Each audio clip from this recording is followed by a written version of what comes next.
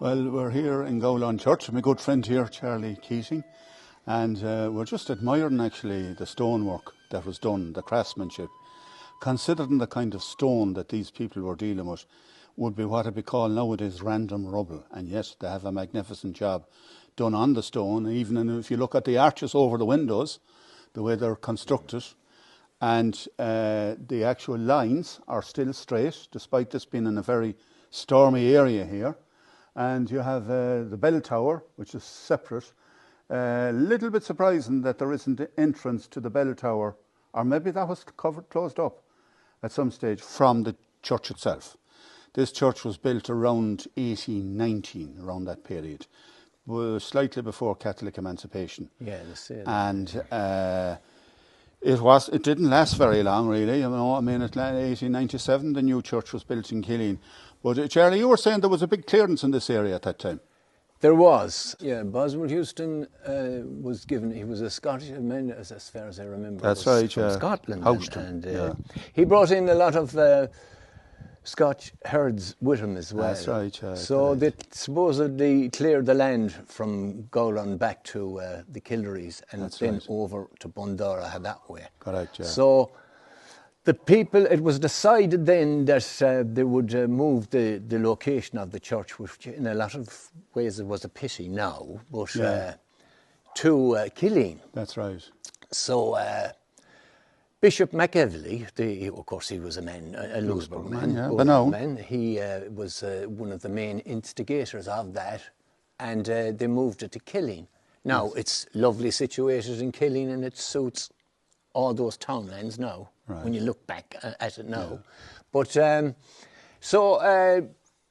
they built the new church at Killeen, and it was consecrated in 1897. Right, yeah. And this church was abandoned. The only thing they took from the church was the roof. That's right. And oddly enough, originally this building here was, you said it was possibly 1819. Something like that. I have an awful feeling there was some sort of a settlement. There was a settlement here. There was a sheebing here. All right.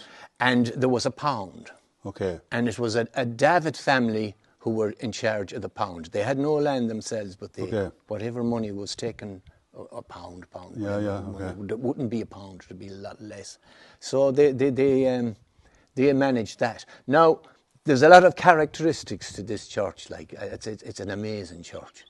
It has the water font there as you come in to the side. Which never dries. It never dries. And it's proved today because actually it's fine for the last couple of days. Even though we had rain for a good while, but it's another thing. If you look up on the steeple, there's a weather dial. All right. It's almost. You can't really see it now. You have to coming in from the roadside. Yeah, roadside. The steeple itself, or the bell tower, is supposedly 35 feet high. I'd say that'd be about right. That'd be about right. Yeah. Now, there's other characteristics. There was a particular two families here that during the faction fight, there was a lot of faction fighting in the west of Ireland and in Ireland in general. Right, yeah. But it sort of started up really, it got really serious, I suppose, before the famine times. Yeah. And it did continue on after the famine into the late parts of the 19th century. But there was two families anyway that were involved in a faction fight. And now I don't know which, whether it was an O'Malley family and a Kane family. Right. Now, seemingly one of them were fatally injured. They all attended this church, of course. As one of them could only come in that door, they decided to open up another door, which is blocked up there now. So I was wondering what that was. That's it. So they came in. So they'd be here at this part of the church, we'd say the Canes were. Mm-hmm. And down at that into the church, the O'Malleys were. Oh, right, okay. So they wouldn't see one another until they were maybe going for Holy Communion, but more than likely the priest would be serving, we'll say the Canes here, the host, and he'd go here then for the O'Malleys. Or either Rathrum, whichever way it was. Fair enough, yeah. You have to go back. But it was interesting. But anyway, eventually what happened, that was going on for a long time, that feud. Okay. Until one or the other, son and daughter, eloped. Aha. Right? Yeah, yeah. And married eventually. Okay. And that stopped the whole hoo-ha. All right. Okay. So with that, they came along and they plastered up. They built up the stone there. And that filled was it in the story. And that was the end of the feud. Gee. But it's an amazing story. It is, now, yeah. the next thing was the building of this. As I say, there was a pound here, and there was patrons held here, and there was various gatherings here. Mm-hmm. And of course there was the shebeen. The shebeen was a big attraction. Mm-hmm. And I think it was the Morrisons family who ran the shebeen. Okay. Whereas it was the David family that ran the pound. Right, yeah. And of course, before that, I'd say there was some sort of a monastic site here originally before this church. That's my gut feeling about it. Okay. There's nothing on the record to say there was, but I have this awful feeling there was this is a sacred and a holy place. Mm-hmm. There must have been a well. There was something that drew the people, the crowds here. Yeah. So they came here and they gathered here.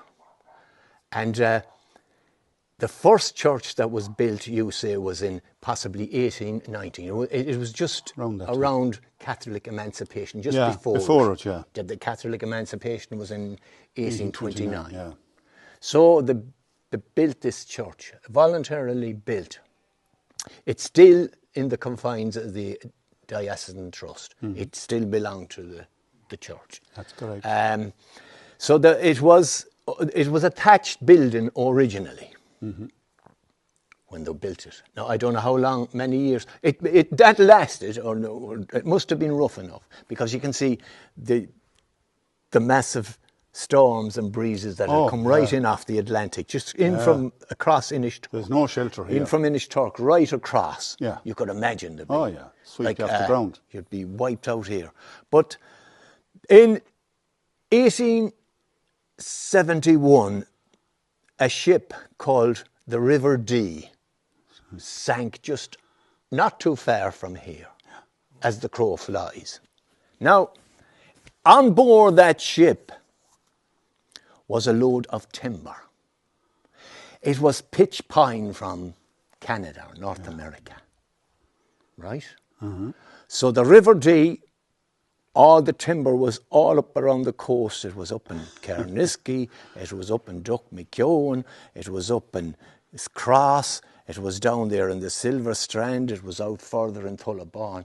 It was the whole, so the people, it was like manna from heaven. Yeah. The local people, of course, grabbed it as quick as they could and got it to them. But anyway, these people who possibly, you say they were not related to you, but they were McNamara's. They were McNamara's, yeah. They were from Bunlock, just down the road. Bunlock, yeah, correct, yeah. And this is Devlin. This is Devlin South, or is it Devlin? Well, I'm not sure. Is it Devlin North or South? There's two townlands here together, and they're very small townlands. Yeah. I'd say they're the smallest townlands in the parish of. But it's still North and South. Yeah, it's still North and South, and we can presume which is North, which is South. But anyway, they built the McNamara's put this pitch pine into the roof. Yeah. And they slated the building. So it was a slated church. Yeah. That was 71. It didn't last long in the scheme of things. Yeah, 20 years later. 20 years later. 30 years later. But as a consequence of that, as a rule, when this church was disbanded and the new church down in Killeen was built, they used the roof and the slates off it too. That's right. On that church. Yeah, correct, yeah. So, because actually when that church in Killeen was built, my uncle Tommy was the second child to be baptised in it. Wow. Because my grandmother was Morrison, she came from Killadoo. But to